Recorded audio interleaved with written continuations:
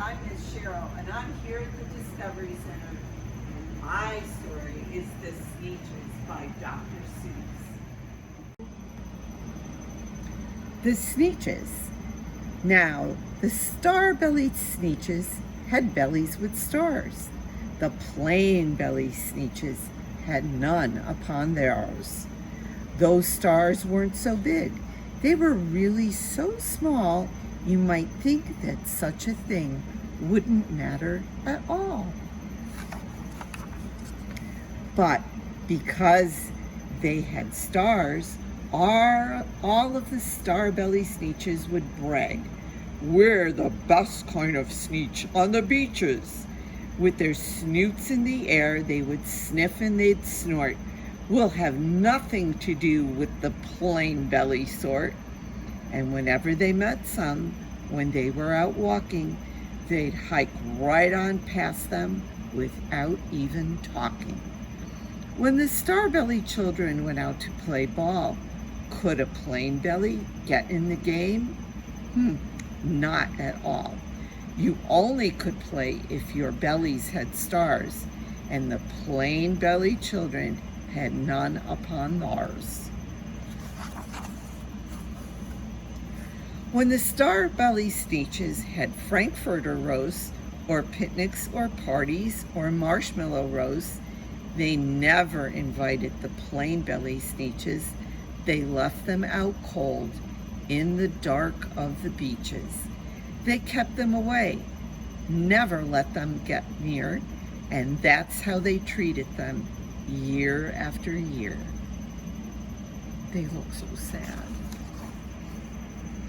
Then one day, it seems, while the plain-bellied Sneetches were moping and doping alone on the beaches, just sitting there wishing their bellies had stars, a stranger zipped up in the strangest of cars.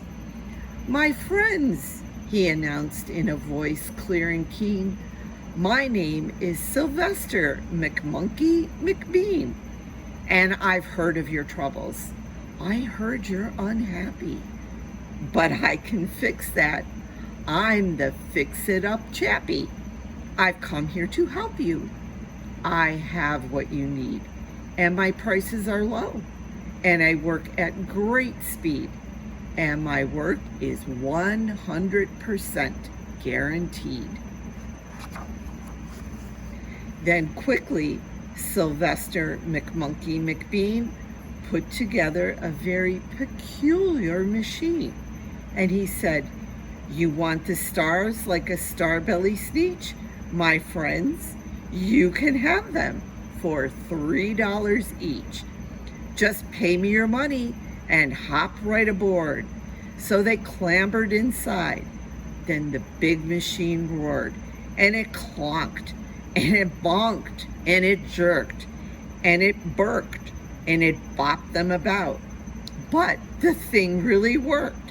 When the plain-bellied Sneetches popped out, they had stars. They actually did. They had stars upon theirs. Then they yelled at the ones who had stars at the start. We're exactly like you. You can't tell us apart. We're all just the same now, you snooty old smarties. And now we can go to your Frankfurter parties. Good grief, groaned the ones who had stars at the first. We're still the best Sneetches, and they are the worst. But now, how in the world will we know, they all frowned, if which kind is what, or the other way around? Then up came McBean with a very sly wink, and he said, things are not quite as bad as you think. So you don't know who's who. That is perfectly true. But come with me, friends. Do you know what I'll do? I'll make you again the best Sneetches on the beaches, and all it will cost you is $10 eaches. Belly stars are no longer in style, said McBean. What you need is a trip through my star off machine. This wondrous contraption will take off your stars so you won't look like Sneetches who have them on theirs. And that handy machine, working very precisely, removed all of the stars from their tummies quite nicely. Then, with snoots in the air, they paraded about, and they opened their beaks, and they let out a shout. We know who is who. Now there isn't a doubt.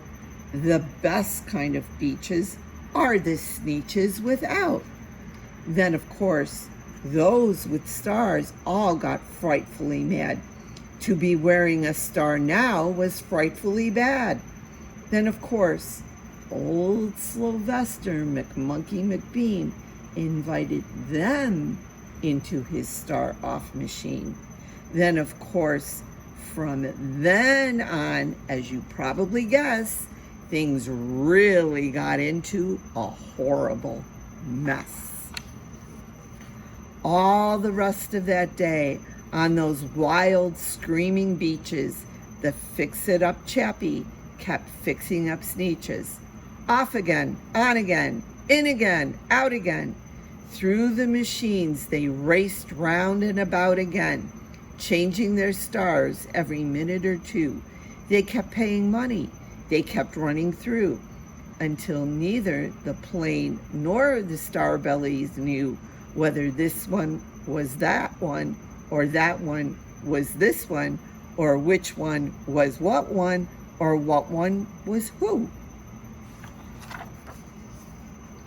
Then, when every last cent of their money was spent, the fix-it-up chappie packed up and he went. And he laughed as he drove in his car up the beach. They never will learn. Nope, you can't teach a Sneetch. But McBean was quite wrong.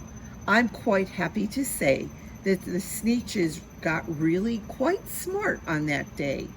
The day they decided that Sneetches are Sneetches and no kind of Sneetch is the best on the beaches. That day, all of the Sneetches forgot about stars and whether they had one or not upon theirs. And that's the end.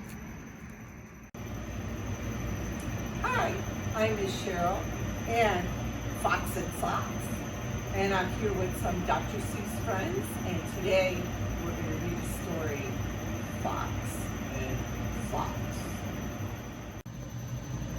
Fox in Socks by Dr. Seuss. Fox, socks, box, knocks. Knocks in box, fox in socks. Knocks on fox in socks in box.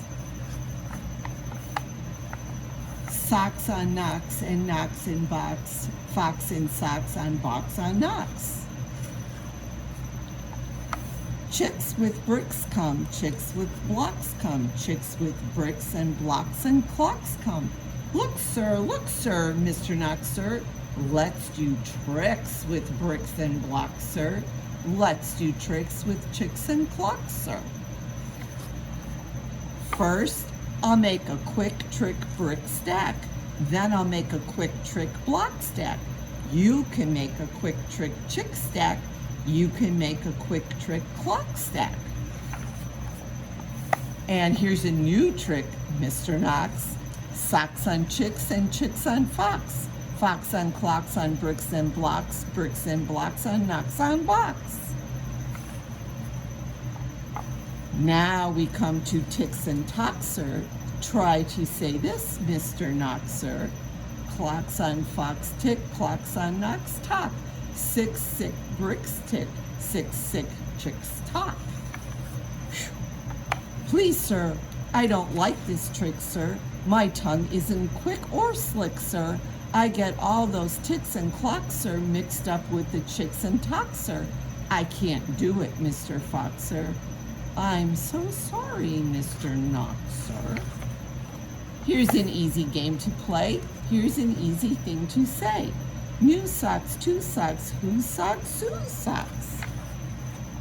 Who sews whose socks? Sue sews Sue's socks. Who sees who sew whose new socks, sir?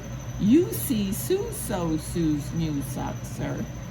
That's not easy, Mr. Fox, sir. Who comes? Crow comes. Slow Joe Crow comes. Who sews Crow's clothes? Sue sews Crow's clothes.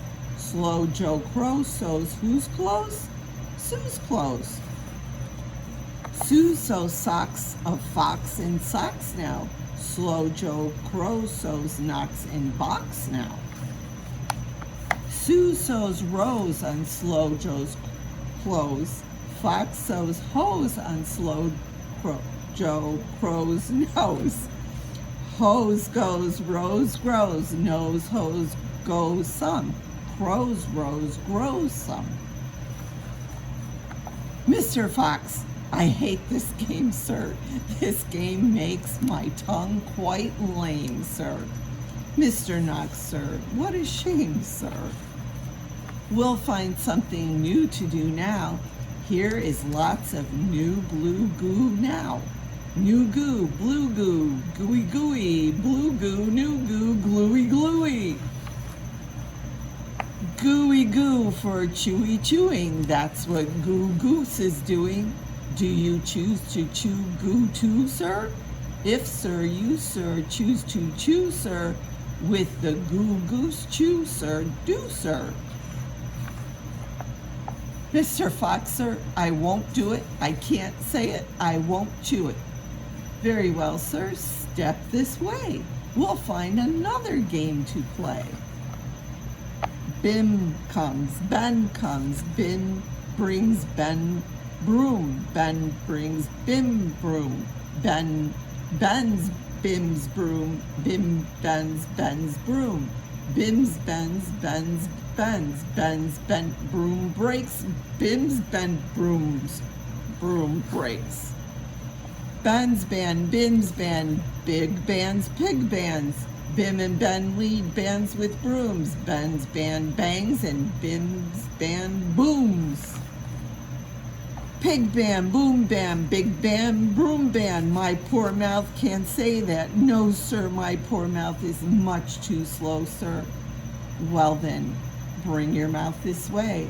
I'll find it something it can say. Luke Luck likes lakes. Luke's duck likes lakes. Luke Luck licks lakes. Luke's duck licks lakes. Duck takes licks in lakes Luke Luck likes. Luke Luck takes licks in lakes ducks likes. I can't blab such blibber blubber. My tongue isn't made of rubber. Mr. Knox, now. You don't have to be so dumb now. Try to say this, Mr. Knox, please. Through 3 cheese trees, 3 free fleas flew, while these fleas flew, freezy breeze blew. Freezy breeze made these 3 trees freeze. Freezy trees made these trees cheese freeze. That's what made these 3 free fleas sneeze. Stop it! That's enough, sir. I can't say such silly stuff, sir. Well then, Mr. Knox, sir, let's have a little talk about Tweedle Beetles. What do you know about Tweedle Beetles? Well, when Tweedle Beetles fight, it's called a Tweedle Beetle battle. And when they battle in a puddle, it's a Tweedle Beetle puddle battle. And when Tweedle Beetles battle with paddles in a puddle, they call it a Tweedle Beetle puddle paddle battle.